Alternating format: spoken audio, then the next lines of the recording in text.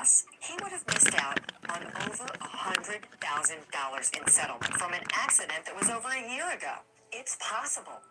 No matter what you thought in the past, you can get money you're owed, and possibly a lot more than what you were expecting. While we can't turn back the clock and help you avoid the hardships you've experienced, we can help you secure your future by getting you a generous settlement for missed work, hospital bills, and property. Well, Dan, as we go through every week, but for our new viewers who don't know, we don't record your phone calls, we don't take down your name or any personal identifying information.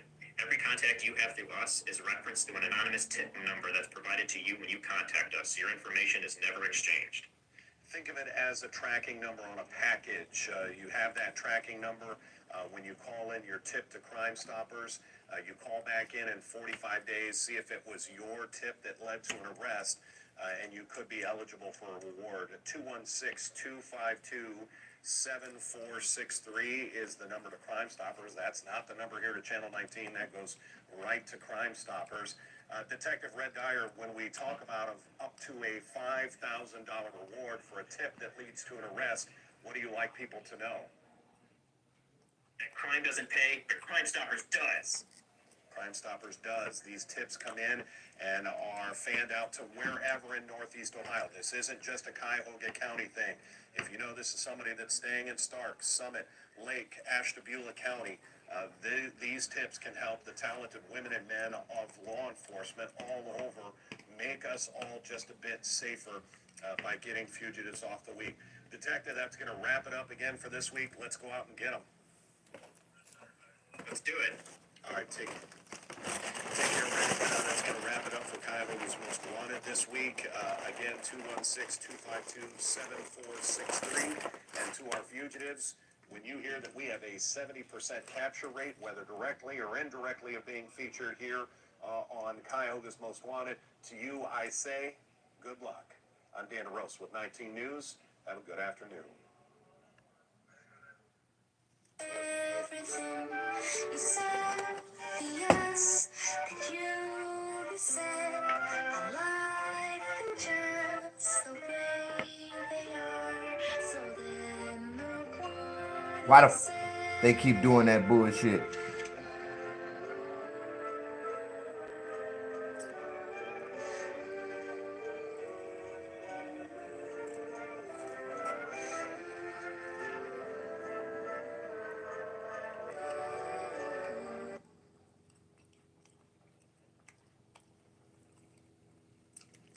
Do you need a loan for your business? Well, if you've been around for more than a year, I'm about to show you how to get up to $3 million in funding. Sounds too good to be true? Then come closer. I'm about to show you how you can access the capital your business needs without putting up a king's ransom to get it. You don't need a $100 million business. You don't need to spend weeks filling out paperwork. And you certainly don't need to pay sky-high interest rates. You All don't? you need is a business that's older than 12 months and makes at least $200,000 in revenue per year. I don't Check make it out. $200,000. Every single day, thousands of business owners across the country get loans to expand their operations, hire new staff, or buy equipment. That's billions of dollars in funding available to help small and medium-sized businesses like yours. Those are not small $3 businesses. million in your account You by making tomorrow. $200,000 a And year. that's why we created My Loan That's not a Ally. small My business. Loan Ally is designed to help business owners like you get the funding you need quickly and easily. With My Loan Ally, you get fast loan approvals. Money can be in your account by tomorrow. Flexible repayment terms that work with your cash flow. No collateral required, so your assets stay protected. And a whole lot more. And this isn't some shady fly-by-night operation either. My Loan Ally only works with the top lenders to help businesses like yours get the funding they need. And look, I know what you're thinking. If this thing is for real, it's probably going to take a lot of time, right? Like, do I need to hire an accountant or spend hours on paperwork? Well, actually, no. The form takes 2 minutes. You need to answer a couple of questions like the type of your business and your revenue, and the money can be in your account as early as tomorrow, so you can get back to what really matters, growing your business. So obviously I can't explain all the ins and outs of a business loan in a 2-minute video, but if you want quick and reliable funding for your business, click the link in this video and put in your information on the next page. It only takes 2 minutes, and if you qualify, you can get up to $3 million million. Go ahead and click the link, and make sure you click the button at the end to get your quote.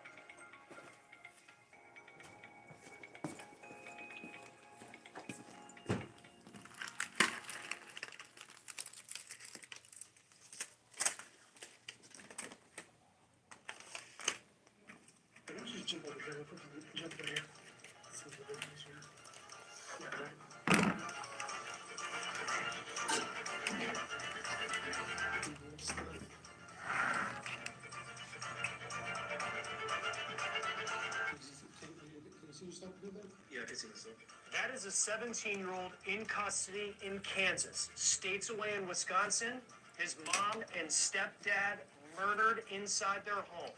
Could the team have executed such a cold-blooded killing? Yep. We're on the case presented by Law and Crime. I'm Chris Stewart.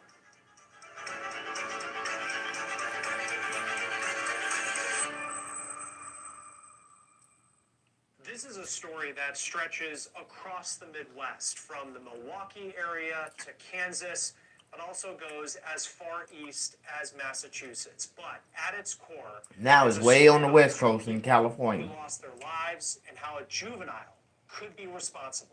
Mm-hmm. Here's a family picture of Donald Mayer, his wife Tatiana Kassab, and Tatiana's 17-year-old son Nikita Kassab. This picture is from Milwaukee TV station 17? WDJT. He did it. The story begins when there were multiple calls made for a welfare check back in February. We have a criminal complaint of the incident. The first call came from the mom of Donald Mayer, who lives in Massachusetts. Mayer's mom told police that her son had sent her text messages that she found weird earlier in the week on February 23rd. It's noted in the complaint that Mayer's mom also said her son recently told her daughter that he had been sick and was going to take time off social media. On the same day, a resource officer at the local school requested a welfare check because Nikita hadn't been in school for 2 weeks. And prior to that, he had a, quote, perfect attendance record. In fact, it seems that Nikita was really a great student. In December of 2022, he was Student of the Month for the health department at his high school. A statement by his What teacher happened then? reads that, quote, Nick has a great work ethic and does not hesitate to find clarity when needed. He's a strong advocate for his success and works diligently to maintain a high level of rigor. He is very polite and works well both in a small and large group setting. Insurance companies hate when you do this. Sound like after the a car same thing accident. they said about If you have Ted been in Bundy. a car accident within the last year, even as a passenger, you might be entitled to a significant payout. Just click the link around this video to see how much your accident could qualify for. You answer 5 simple multiple choice questions, and it only takes 30 seconds and is 100% free. If you missed work or got hurt by a driver in the last year, you might be owed money without even knowing it. You could get thousands, maybe even more. Click the link now to find out. The best part is that you don't have to go to court, pay big legal fees, or deal with greedy insurance don't? companies. If you have been in an accident, even as a passenger, you can get the compensation you deserve. Let me tell you about Amy. When Amy first came to us, Deputies spoke with Don's boss, which said on February 25th, Don had texted that he was sick and couldn't talk on the phone.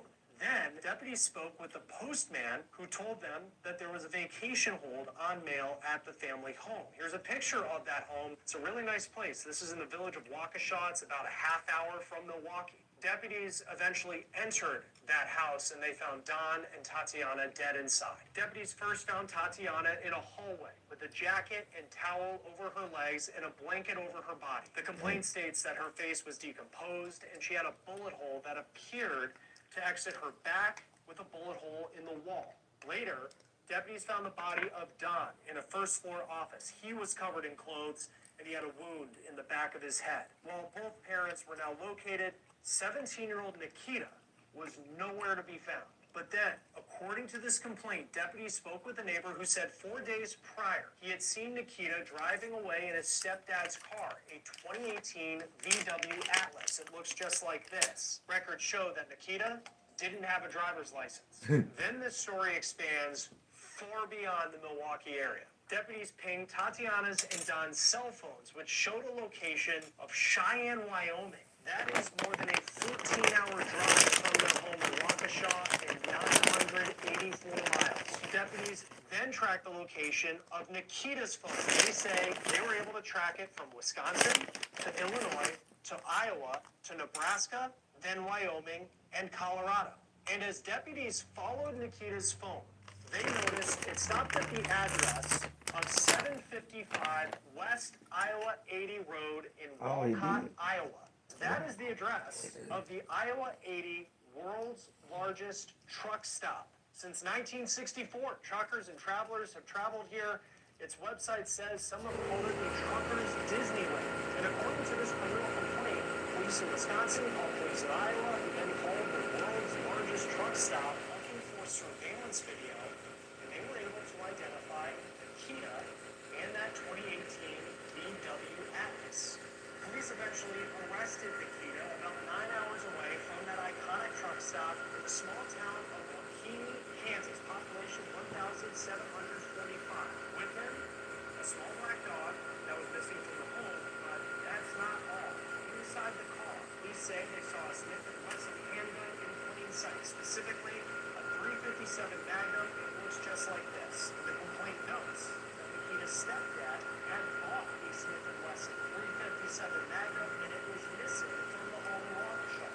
Nikita's facing 2 charges right now. One is operating a motor vehicle without the owner's consent. The second is a count of theft of movable property. These are related to allegedly taking his stepdad's VW. At this point, Nikita is not facing charges for the deaths of his mom and stepdad, as he's now being held as a juvenile in a Kansas jail. And we obtained a copy of his extradition hearing in front of a Kansas judge over Zoom.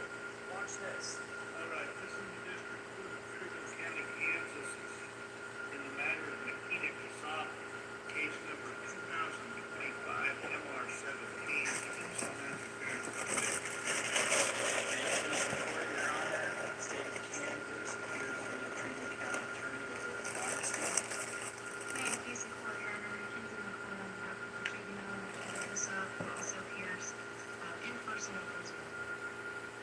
I have in front of me a criminal complaint, fugitive complaint out of the state of Wisconsin, village of Waukesha County, Wisconsin, and a fugitive warrant also out of Wisconsin. Animation at Otis College brings characters and stories to life through an immersive and rigorous studio program. The program encourages innovative and adaptive storytellers to connect with viewers emotionally and consider the impact of media across cultures. Master essential technical and creative skills and harness your creativity to produce polished animations in 2D, 3D, and CGI. Learn compositing, modeling, character design, and complex graphics to prepare for an array of careers in animation. Gain the wisdom of esteemed faculty who have left their mark on major films, beloved series, and leading brands and artists. Join successful alumni working in such roles as 3D modelers, animators, concept artists, creative directors, and visual effects artists.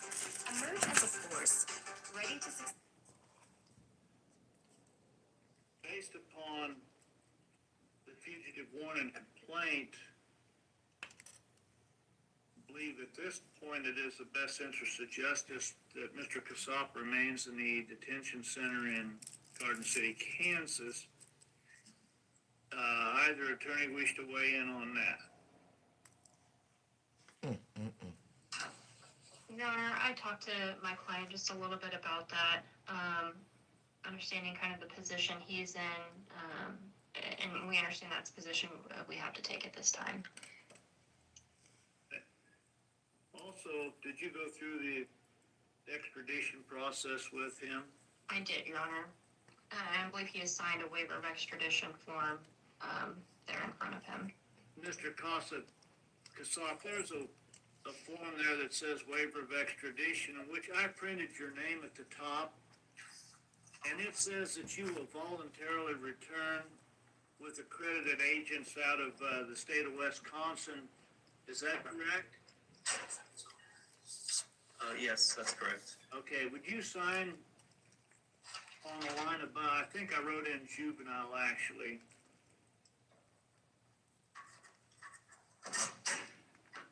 And what what I've done is given the state of Wisconsin until the 15th of March to secure your return back to Wisconsin. Council, I think I'm going to set a hearing for March 15th just to make sure that has happened. And I don't know what anybody's calendar is. Well, actually, it's a Saturday, so we're all going to be off. So, why don't I set it on the following Monday? Is anybody available on the 17th of March? I am, Your Honor, at 1:30. We could do it over Zoom. Again, that would work for me. That works for us, Your Honor. Make sure it works for me. 1:30 on the 17th, and it'll be a Zoom hearing. Mr. Kasop, if you have been picked up by authorities from Wisconsin, we won't have that hearing, all right? You understand that? Okay. Yes. Okay. You still facing murder charges. Y'all ain't brought it up. Officer, if you would get that waiver of extradition back to, I don't know who sent it to you, the sheriff's office maybe? Sorry, Judge, we lost you for just a little bit. There you go. Y'all know they coming to get that motherfucker. If you He could killed get his that mama waiver and of his daddy. extradition that's signed back to the What make you think they ain't coming to get sheriff's it? office, send it to you, I would sign that. We will get you all the necessary paperwork with the file stamp on it. Very good, Judge, we can make that happen. I just wanted to clarify, you said that if they come pick him up, we are free to go ahead and cut him loose to the Wisconsin. Yes, if they appear to pick him up, he can be released to their, and I can write that on here somewhere if you'd like. Very good. Please, Judge, thank you. You can see from watching that, Nikita did not have much to say over Zoom during this hearing, and it was a brief hearing. And now the clock starts for authorities in Wisconsin to get him from Kansas and bring him back to the Badger State, and they have until March 15th to do that. Joining us now is retired detective with the NYPD, crime scene investigator Ed Wallace. Thank you for taking the time to be with us. I know you looked through the criminal complaint as well. That did shed a lot of details on this case, though there are still He a want lot the of April pay, but he want to smoke right in your now and shit. experience, if you were called to the scene and walk into the house, you have this stepfather who's dead, the mom who is dead as well. As an investigator, what are some of your first steps in trying to figure out what happened? Fucking, I can't Well, leave. first of all, I want to make sure that I'm there legally. So I gotta walk through the Arco to or grab some a. type of consent. You go grab some Absent gas in consent my because generator. I go over there. the there to give you consent, and the Okay. defendant is walking also right now. residing at this address. Okay. I'd be asking the lead detective, please go get a warrant. And then once we got the warrant, Here. I'd make legal entry. But the first thing I'm going to do is a crime scene walkthrough around the exterior of this residence to look for forced entry anywhere, to see if there's any signs of broken windows, broken doors. How did the persons get in and out? Because remember, at this time, we don't know that the son is the defendant. We don't know that he is in fact the person that killed the two occupants, the mother and the father. Once that occurs, I'm going to document everything photographically on the outside, and then I'm going to do the same thing on the inside. I'm going to put my PPE on, my personal protective equipment. I'm going to put a tie-back suit with booties, gloves, hood, mask, eye protection.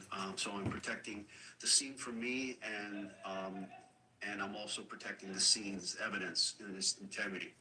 I'm going to go in. I'm going to walk around, take copious written notes of what I'm observing and what I'm seeing, what I'm smelling. And so forth and so on. Once I've done that, I'm going to back out and then re-enter, taking all my crime scene. Everybody wants to make money in real estate, but are you willing to put in the work? What I've done is I've really simplified it. Say, look, you don't have to do everything. Let's partner together. So you call them. Are they open to selling? What price? What do they want for it? And then we need to find it. Photographs. After I complete my photographs, I'll do a sketch. I'll maybe do some 3D laser scans of everything so that I've documented everything as I found it, where I found it, in situ, as we say. Well, once that's all done, then I can begin to move things once I've documented everything thoroughly. And in the case of the mother, I believe she was covered in blankets and other materials from the house, so I'm going to slowly remove them, changing my gloves in between each item that I'm touching and packaging these things up to potentially go to the lab for further analysis for trace transfer evidence, gunshot residue, and things of that nature. Now, I understand the mother appeared in the complaint to have an exit wound in the back of her head, and that there appeared to be an entrance into a wall in that area where she was found. So I'm going to do thorough documentation photographically of that, and both the mother's wounds and the ballistic damage to the wall. After I do that, I'm going to get extensive measurements, 3D laser scans of all of this, so I have the exact height of the victim and the location of the height of the bullet wound in the victim's head. Obviously, then we're going to roll the body over and examine the front of the body, looking for the entrance wound, if in fact that is accurate, and document it. Now, from those two wounds, the heights of those wounds, and then the hole in the back, if they're all associated, then we can do ballistic trajectory analysis. And then I would also be looking at the entrance wound for the presence of gunshot residue, stippling, burnt and unburnt gun powders that may be around the entrance wound. And now we know in this case that a .357 Magnum was recovered in the son's car, the defendant's car. We can take that and the ammunition, if there is gunshot residue patterns around the entrance wound of the mother, and then we can do target to distant testing to determine how far away that gun was when it was discharged to create the entrance wound on the mother. So we can do all of that there as well. Now, since the defendant lives there with the victims, a lot of times fingerprints and DNA are meaningless. But in this case, we would still process like the firearm that was recovered from the vehicle for DNA and also for fingerprints, even though it's in his possession. And also he has their identifications on him as well at the time of arrest. He has their driver's licenses. I don't know what else he may have been in possession of the decedent's property, but you want to look at all of that stuff and you want to try to make the linkage. Now I understand the stepfather purchased that firearm just recently. So, we'll have to look and see if there's any indication of how the defendant came in possession of the firearm. Was it stored properly? Was it not stored properly? Was there a fight with the father? And then the firearm was removed from the father? So we'll have to look at that. And going through the same process with the father, we'll examine the father, the stepfather as well, to see about his injuries and how they may have been occurred. And then there's a whole other series of digital forensic evidence that we're going to look at. We're going to look at all the phone data from the victims and the defendant, and we can see if we can try to locate movement of the phones in the residence at the time, before, during, and after the attack, to try to get an idea what the sequence of events were. Okay, was his phone next to the mother's phone first at the time of the assault inside of the house at that location where she was found? Or was his phone by the father's phone at the time of the father's assault? So we're trying to figure out a sequence utilizing all that digital information that can be captured in the phones. Hey, if your partner is being secretive with their phone, you need to do this now. Most people are unaware this simple, yet powerful website exists. If you feel suspicious about a person in your life, you need to do this before it's too late. Just enter their phone number in this app and prepare to be surprised. I wish I knew about this tool sooner, so now I am warning as many people as possible to take my advice. Just click the link, enter their phone number, and brace yourself for what comes next. Learning the truth can be scary and uncomfortable, so please be prepared when using this tool. Informed Americans across the country are using this tool every day to protect themselves. Share this with everyone you care about, but especially your friends and family. Get ready to discover the truth about the people in your life with just a phone number. You can finally learn who she or he might really be. Click the link to get started. All searches are secure and confidential.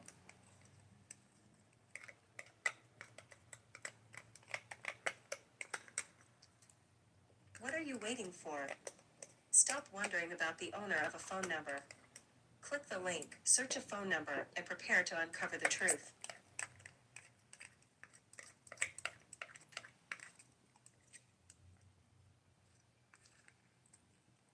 At Spartan College, we teach aviation.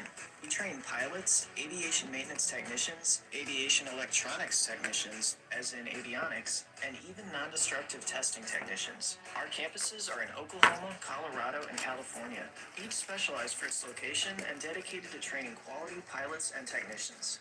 We were established way back in 1928 by W.G. Skelly and have trained over 100,000 pilots and technicians over the last 94 years, and we're approved by the FAA, the Federal Aviation Administration. Safety, technology, practicality. That's Spartan. Check us out at spartan.edu.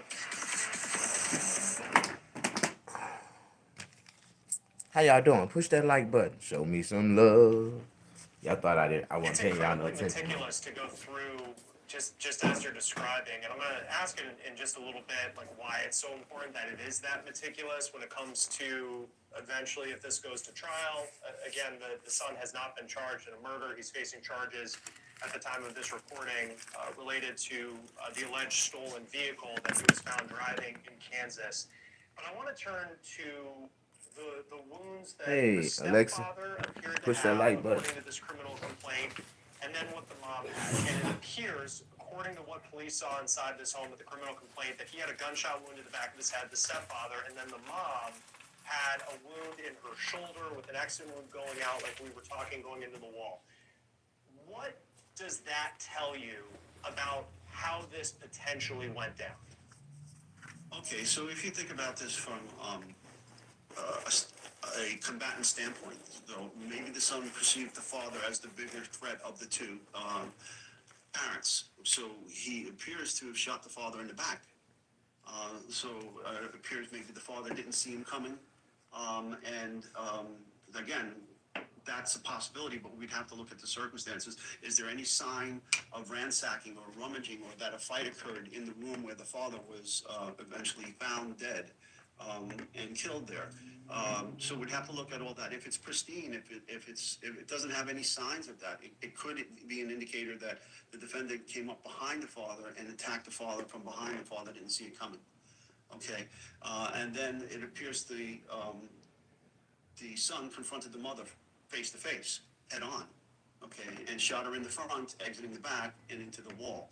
And she appears to have fallen there. Now, another thing we need to do is to look at what's called the lividity found on the decedent's bodies. Now, there were some signs of decomposition because the bodies had been there for quite some time before they were discovered. But she appears to have been lying face down in a pool of her own blood, which had dried, and her face had turned black from decomposition. But you want to look at what's called the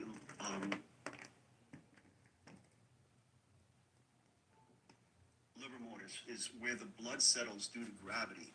Now, if she was lying in that position the whole time, then the blood will be on the front of her body.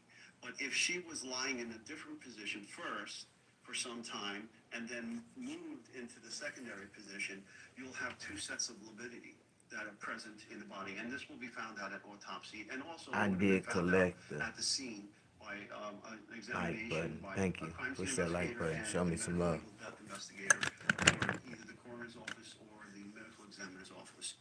And the same thing with the father. If you had two different pools of blood in her case, what would that tell you about what happened?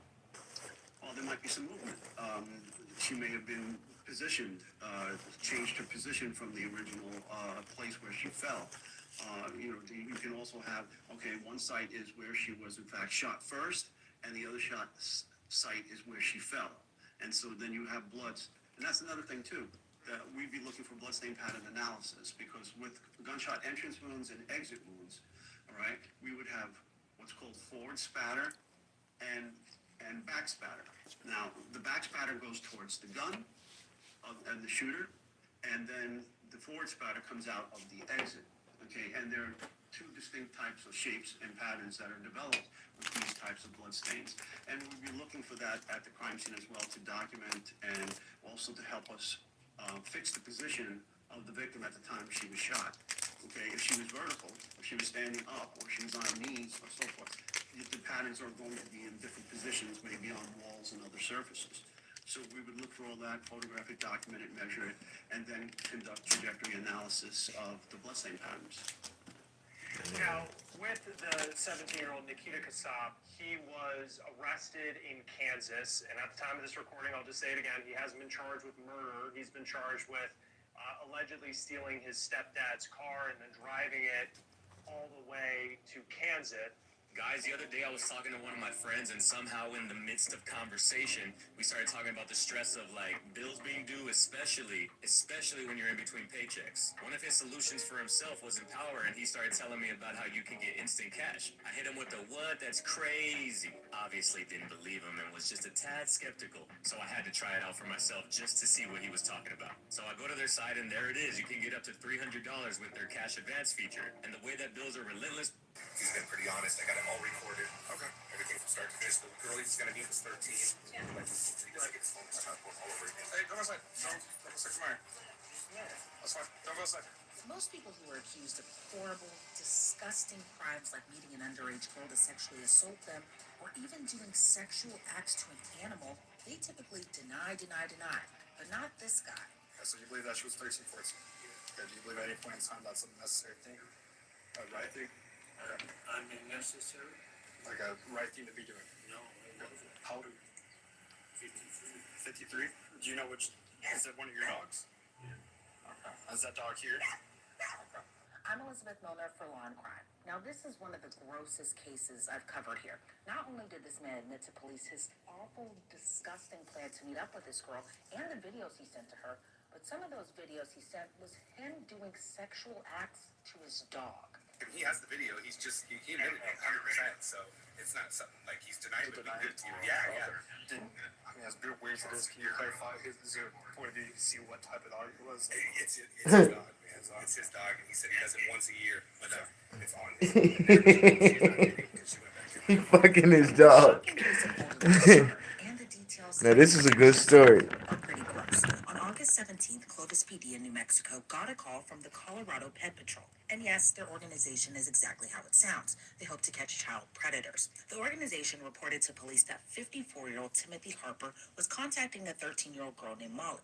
Now, usually we don't name victims of child sex crimes, but this is different, mainly because Molly isn't real. Molly was a fake account on Facebook, and Timothy fell for the trap. But what he sent to the so-called Molly was sickening. Police went out to Timothy's home the same day they were called. And who else was there? The Colorado Pet Patrol. What's going on? Sir, he's just admitted that he has child porn on his phone. Okay. And he has pictures of him having sex with his dog. I'm Tommy with Colorado Pet Patrol. Cool. I'm on Colorado to talk to him.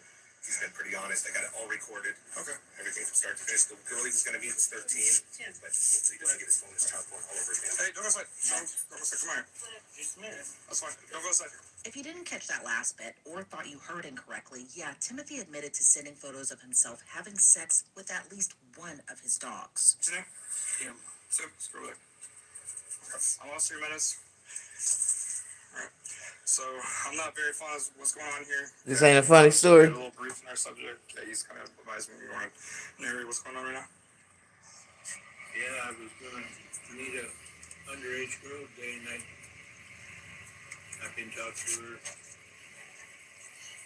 I'm sorry. You haven't talked to her? No, I don't know. Okay. So, as far as what you have, we have everything from start to finish. There's a couple phone calls. I don't know what's going on. Sent us pictures of him and little kids. But I'll be right back. He knows we're 13. I gotta get my check. We're supposed to meet at the park right down the road. I have all that information for you as well. He just admitted he has probably 80 to 100 pictures of minors. Okay. There. You don't like your.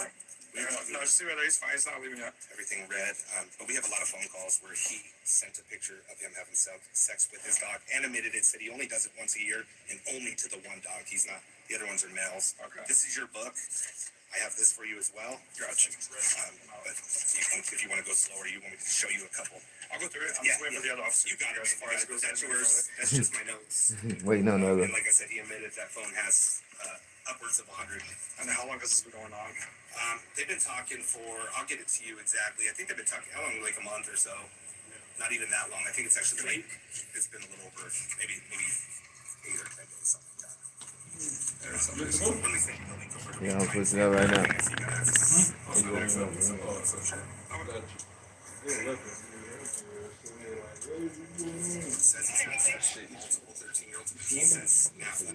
Not doing this could make the difference between financial freedom and financial disaster after a car crash. If you've been in a car accident in the last year, even as a passenger, you might be sitting on a major payout without even knowing it. Most people never check what their case is really worth, and insurance companies love it when you don't. Everybody done got that But here's the truth. People Just like you are walking away with $10,000, leaving at 1 o'clock, 1:30, so even over these last couple of days, it's been $100,000 just popping, by nigga. answering 5 And simple tonight questions. it's going to pop even No more court because these battles, niggas is here. no dealing with the When they insurance show hassle, up, they pack no the place, upfront bro. costs. Just ask Anna. Be acting stupid too. She didn't think she had a case, but 6 months after her accident, last week, she nigga, walked we had away a with brawl in that bitch. $100,000. She didn't fight see insurance niggas get companies, knocked the pay fuck hefty out. legal I was fees, like, or waste damn. months in court. I was She like, just one answered little 5 nigga too. choice Just questions one little and buff let the nigga that be experts do coming the through. work. I've been seeing that nigga knock out niggas since I was working at Click Chuckers. the link around this video. But Answer 5 quick I knew he was multiple gonna be choice on one because questions, the nigga and it'll moved show from the you nigga that was talking exactly shit. how much you could be owed for your And as soon accident. as it went off, If these you niggas jumped up qualify, and knocked that a nigga out. compensation Boom! I specialist was will like, handle oh the rest. shit! And all you have to do is sit back and Yeah, wait for and your them check to come niggas, in. they head bust That's and it. everything, nigga. You can get your Yeah, check some in bitch as threw low a as chair and 30 bust that days. nigga in the head.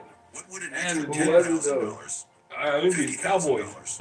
$50,000, or even Yeah, some cowboys $100,000 and do shit for that you come right now? through. Them Cover motherfuckers think rent, they bad, pay bro. off debt, Because finally they be breathe having easier. money and shit. They be having cheese, so Don't they let think they can do insurance whatever and companies say keep whatever to what's rightfully motherfuckers. yours. But not knowing this cat sitting Time here is like, running out. they don't appreciate that If your shit. accident happened in the last You feel year, me? So, you could still qualify. that But first waiting chance my too nigga long got, could I cost was you the first everything. nigga he went. Click the Boom! link, take 30 I was seconds, like, and see what your case is damn! worth before it's too late. Bro, we witness all types of shit with these motherfuckers, bro.